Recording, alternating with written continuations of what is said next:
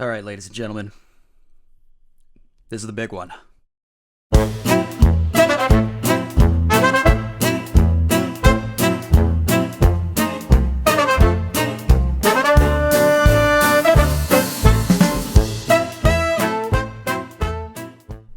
The studio tour is the shit that started the shit. Okay? And by that, I more specifically mean that studio tour, they put the studio tour there before any of the other stuff.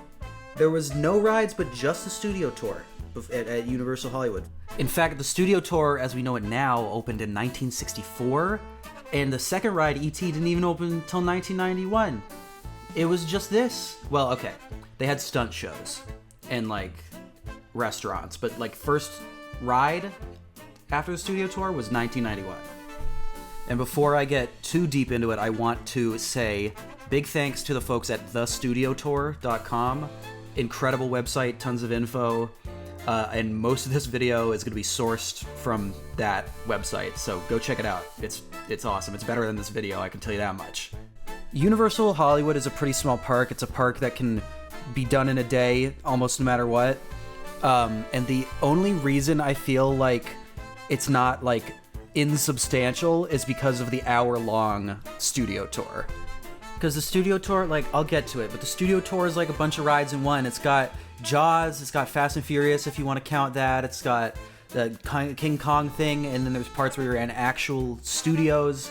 Blah, blah, blah, blah, blah, blah, blah. Bottom line is good. It turns a park with like 8, 9, 10 attractions into a park that has, what, 13, 14, basically, more or less? So if you don't know how this works, I'm basically just going to go through the ride, give my thoughts on everything, and at the end I'll give it a big old score. Well, it could be a small score, you don't know.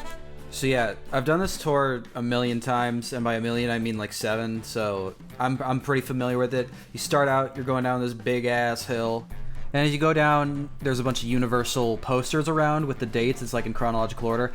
I think it's pretty cool, despite it just being an ad for Peacock, basically, but a little history lesson. And sometimes I'll come and there's either a new poster, and I'm like, ooh, or there's a movie that I've seen since last time I went on the tour, and I'm like, I know that one now. Who is watching this fucking bullshit?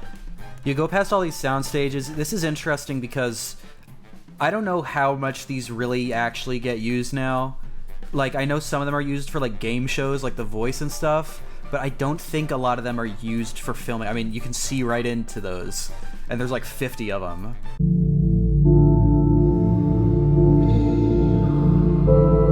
So the beginning of the tour is definitely one of the weaker points if you're not really into movies or movie history.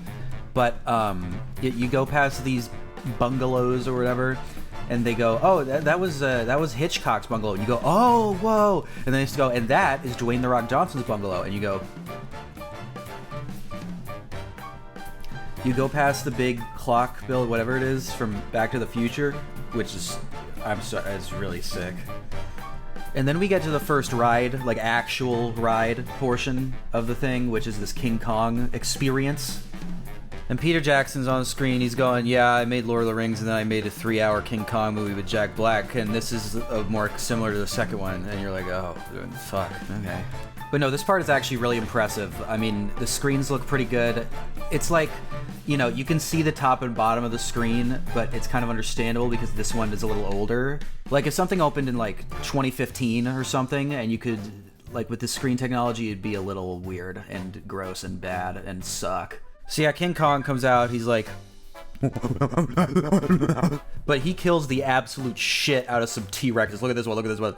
Oh, bah! Oh my god. But no, I do think this part of the studio tour is pretty alright. It's maybe a little dated now. It would be a lot better if it was the only simulator portion on the tour, but we'll get to that. But yeah, the movement is fun. It's pretty easy to know what's going on, at least, I mean, for an attraction like this. Obviously, you have to, like, look over people's heads and stuff, depending on where you're sat in the tram, and that's an issue. But it's not so bad. I feel like the issue, though, is that it used to have this, okay, giant-ass monkey robot, and I feel like there's genuinely just no argument that the replacement is better, because this has a whole physical set, there's helicopters, there's like buildings, like everything's shaking, there's fire. I feel like it's genuinely impossible to argue that this older version is not better than the new one. And look, for the holidays, they even put a little Santa hat, a big Santa hat on him. I mean, come on. So you get out of there, out of the monkey room, and then the next part is picture cars, which, like, I feel like I'm really split on this one. On one hand, it's really fun. Like, the first time, you're like, oh shit, that's the car from Fast and Furious 906. But then, I don't know. They're just a bunch of cars sitting there, also. You know, they're cool cars, but it's just a bunch of fucking cars. The next thing is this part that I feel is very rarely operating. I feel like I have maybe seen it twice out of the aforementioned 7 times that I've gone on the tour. But there's this little Jurassic Park pathway where dinosaurs pop up and squirt you and stuff. And I like it. I mean, it might just be because it's like such a little treat when I get it, like it's so uncommon. And then there's Big Guy. Big guy, big guy, big guy, big. So after all that, you come down to this Mexico street. I really like this area because it's really cool when they show off the what the fuck? Okay, but no, I really like when they show off any of the practical effects. This and the earthquake stuff later, both really cool. So it starts raining and thundering, and you're like, how's it raining and thundering? Statistically, it's probably 70 to 80 degrees outside because we're in Los Angeles, California. And then, bam! Flash flood, tons of water, gallons and gallons and gallons of water, gallons. Look at this splash right here. Boom! Get a little wet. Past that, there's more Mexico streets. You know, I mean, the studio is huge. Like, the theme park takes up a comparatively small portion of the land compared to the actual filming area. And there was once even a little stunt show down here. Look at these jackasses. They got the place where DiCaprio cries over here. The little girl makes him cry, much like his romantic life. Am I right, ladies and gentlemen? Up here, you go towards more like Europe sets. I know that they say every time that it was used in The Good Place, which, I don't know, it's probably good.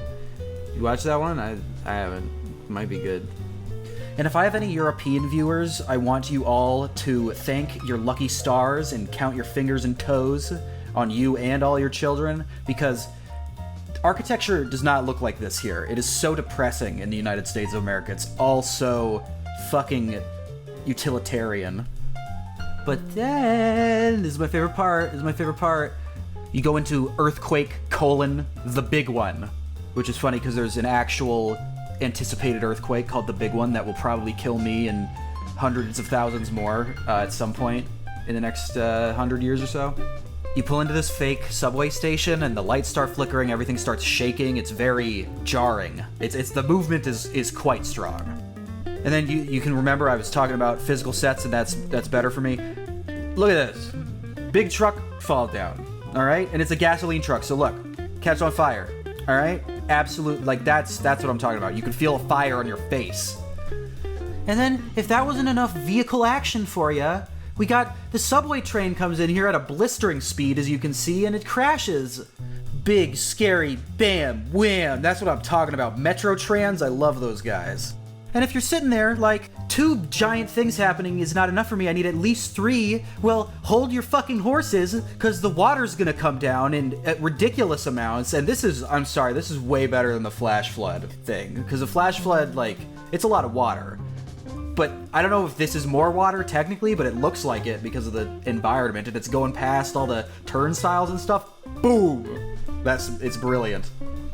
And the next part of the tour is also great, though I don't love it as much as getting shaken around like that. Because this one, you got a little diver friend, and you go, hi, diver friend. Sometimes the tour guide will talk to him, etc., and then you go, diver, you're the one. It's a big fin. It's a...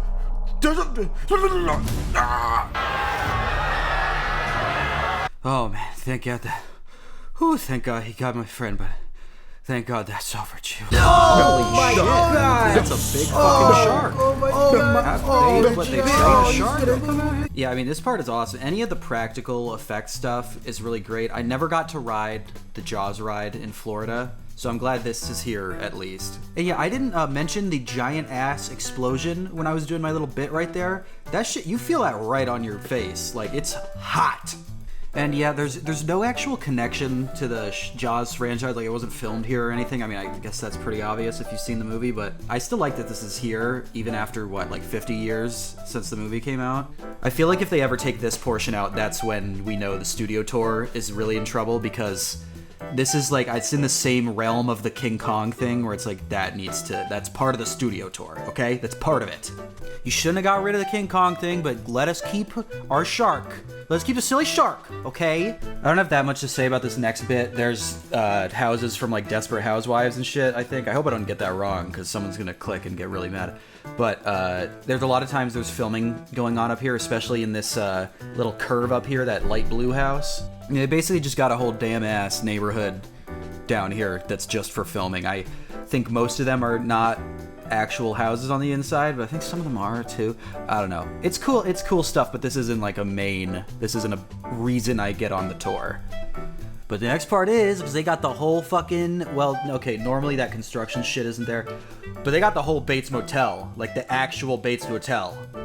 To my understanding, it's moved a couple times, both this and the Psycho house, which you can see up there. And then you see little Norman, and he creeps out the house. And he's got that one lady's body, and he kills her in the shower and shit. It's like possibly the most iconic movie scene of all time. You know the one. So he shoves her deceased ass into the trunk, and then he sees the bus. He sees the tram. And then the Norman Bates the real Norman Bates, he brings out his knife, he starts running at the tram. And it kind of depends on what actor you get, if this is particularly good. You can see in this video, this guy might have been new. He's really giving it his all. I fuck with this guy.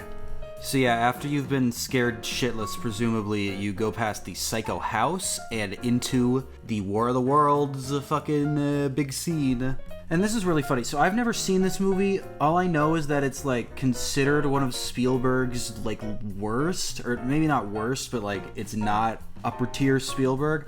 And I also know that, I don't know, it's like 20 years old, the movie. So they just have this movie that no one really has seen now. The thing is, though, it's so tight. Like, the destroyed buildings and the actual plane that they ripped up for it, it's so awesome. So I see why they did it. It's just a little funny when they show this clip of the movie and no one has seen the movie.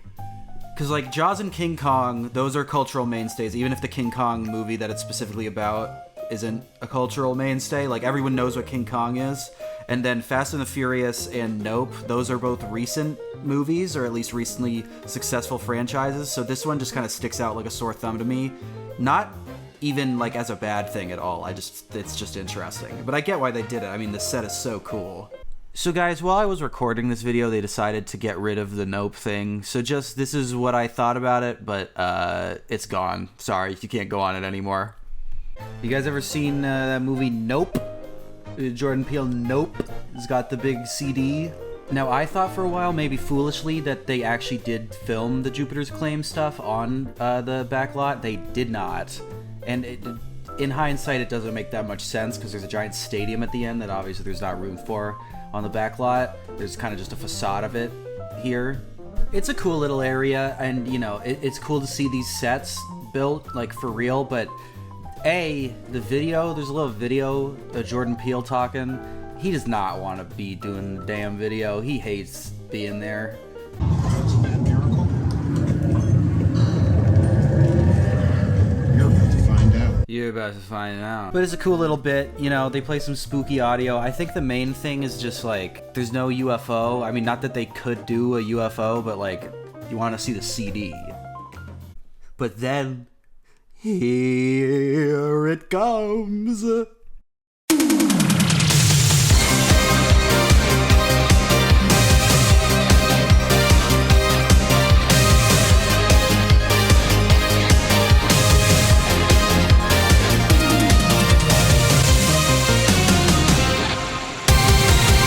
Fast and Furious Furious motherfucking supercharged, baby! So this video's taken a little longer than normal for the ride reviews just because Studio Tour is so long and I've just been dealing with a bunch of shit. So in the time it's taken for me to make this video, they have already closed Fast and Furious Supercharged, which is just the best timing. Basically, Fast and Furious Supercharged is the grand finale to the Studio Tour. Gotta go out with a bang. And it is bad. It's like weirdly awkward. Like the pre-show is so stunted. Like it feels like all the actors were not in the same room, but I'm pretty sure they were.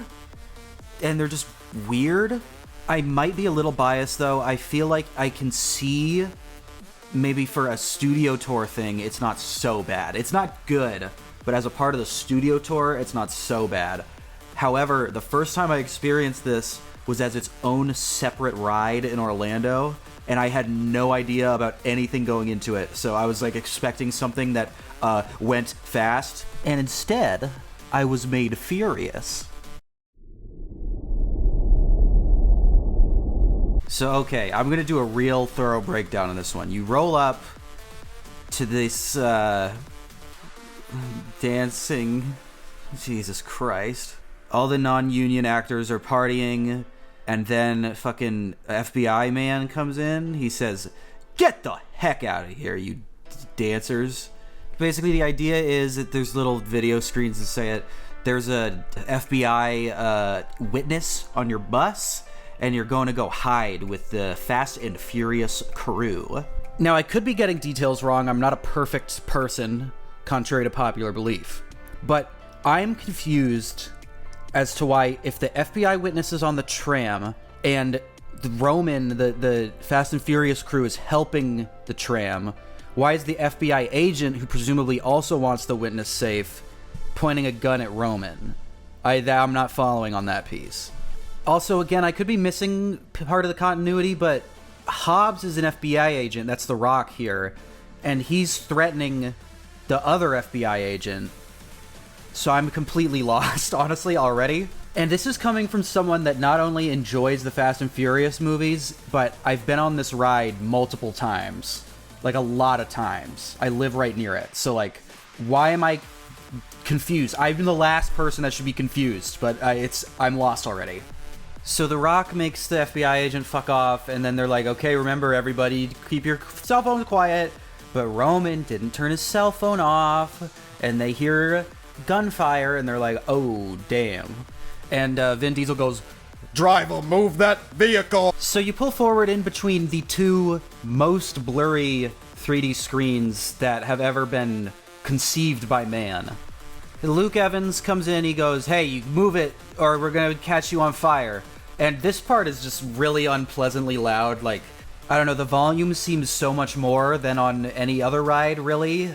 So I guess, like, Dom, like the Fast and Furious guys, they attach cables to your vehicle here, and they're dragging you along, and that's how you're hitting the kind of, like, I don't know, 50 mile an hour speeds.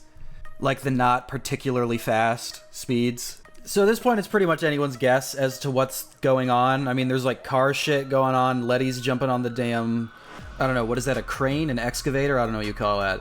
And this whole time you're getting rattled around. It feels more uncomfortable. Maybe it's just because it's loud and sucks, but it feels more uncomfortable than the Kong thing and the earthquake thing. And then here's the golden bit.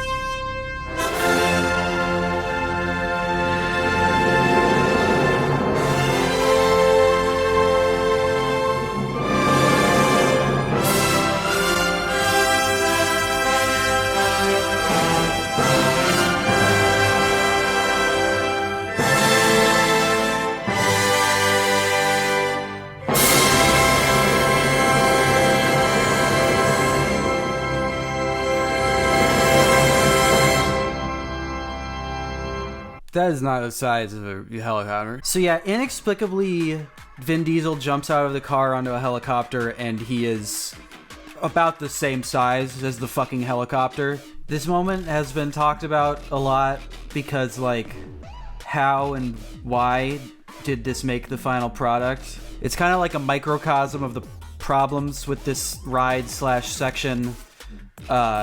Just so fucking bizarre, man.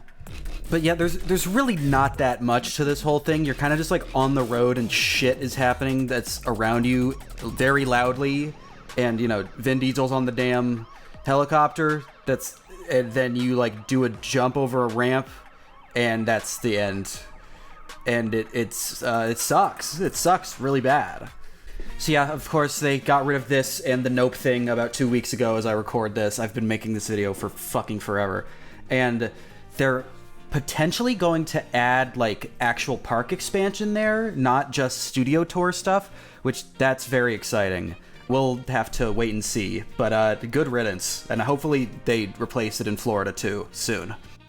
The silver lining to this ride, especially the one in Florida, is that they realized like, oh, we have to try now. Like, everyone is getting tired of the screen shit, and now we've got, you know, Secret Life of Pets, which I love. We've got the Velocicoaster. We've got Hagrid's. I mean, so really it was just like, you know, a necessary evil to get Universal to realize they need to wake the fuck up. So yeah, that's the studio tour. Does not end on the highest note, but I have to be honest, like, I love this thing.